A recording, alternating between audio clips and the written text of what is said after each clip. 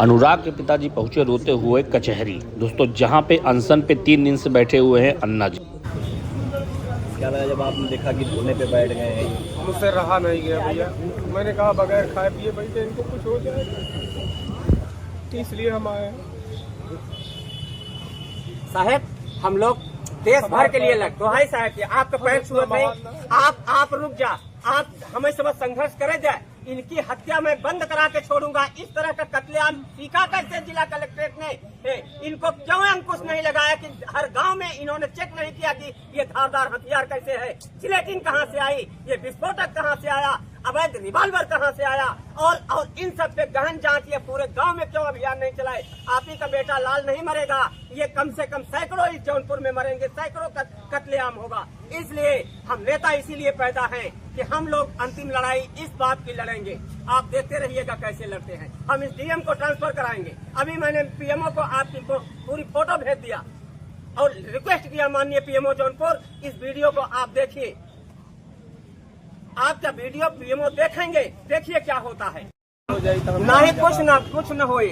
हम लोग इतना सक्षम हैं कि इनको ट्रांसफर करा के छोड़ेंगे। ये वहाँ घड़ियाली आंसू बहा के आए और घड़ियाली आंसू डीएम जौनपुर बहा के आए, तो क्रोध में एक थप्पड़ मार दिए एक लेखपाल को।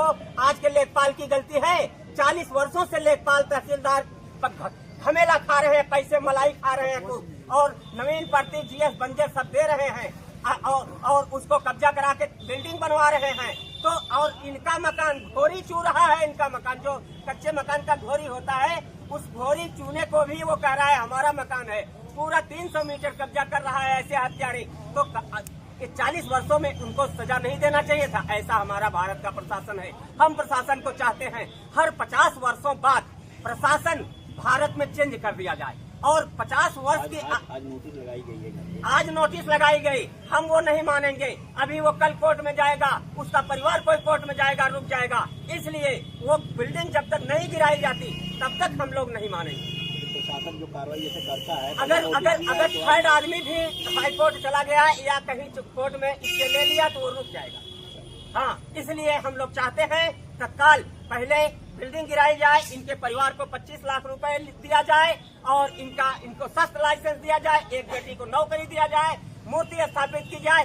जब तक ऐसा नहीं किया जाता, एक नेता नहीं सैकड़ों नेता आने को तैयार हैं और सब सड़कों पर उतरने को तैयार हैं। अब इनका घर छोड़ेंगे, यहाँ पे उपद्रव होगा।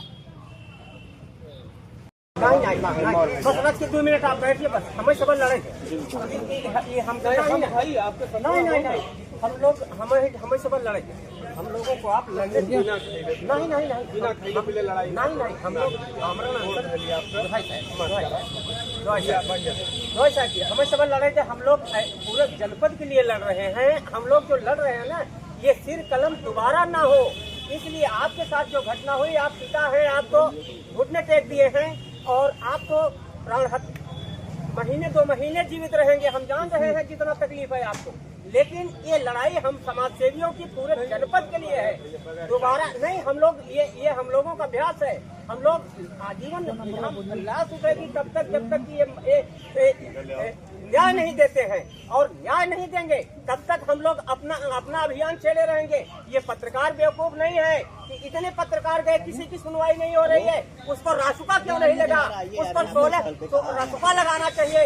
आपको 25 लाख रुपए आर्थिक मदद तीसरे दिन देना चाहिए। आपको तो उस मकान को, जो विवादित मकान है, 40 वर्षों से ये कह रहे हैं हमारी जमीन है, उस पे बुलडोजर चलाना चाहिए। ये अन्याय सरकार कर रही है। सरकार के अधिकारी वहाँ घड़ियाली आंसू बहा के आए हैं, और घड़ियाली आंसू बहा के जब आप आए तब आपको यहाँ पे क्या हो गया कि 16 दिन में भी सारा दिमाग आपका बदल गया। इसलिए हम लोग न्याय की लड़ाई लड़ने के लिए आए हैं। हम नेता हैं, हम लोग घुटने नहीं टेकते हैं। हम अन्ना हजारे वाले हैं। हम लोग 1 मिनट इनको छोड़ेंगे नहीं। इस जिलाधिकारी को हम लोग ट्रांसफर कराएंगे। ये अन्यायी है। ये केवल दिखावा करता है आदमी, ये एक काम करने वाला नहीं है।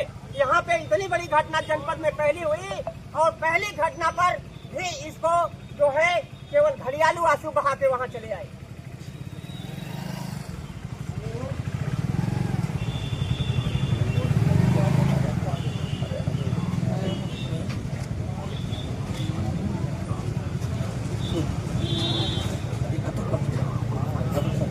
भैया आप एक पिता हैं, देखिए दूसरे की जान बचाने के लिए ये आ गए, हमारी प्राण बचाने के लिए ये आ गए। देखिए ये कितने महान हैं, वो हत्यारे पूरा परिवार ललकार रहा है, गांव को पलट रहा है। 10 हत्या पाया होता तो 10 कर देता, 10 अगर किसी को रास्ते में पाया होता ना तो 10 कत्ल कर देता। ऐसे हत्यारों पे रास्ता क्यों नहीं लगा? केवल चिप्पी चटकाने से नहीं चलेगा।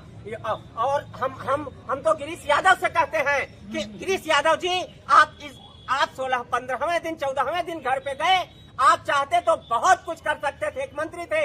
यादव की वोट आपको भाजपा को देना है और भाजपा की वोट यादव की वोट आप कन्वर्ट नहीं कर पाए, इसका हम लोग भाजपाइयों को मलाल है।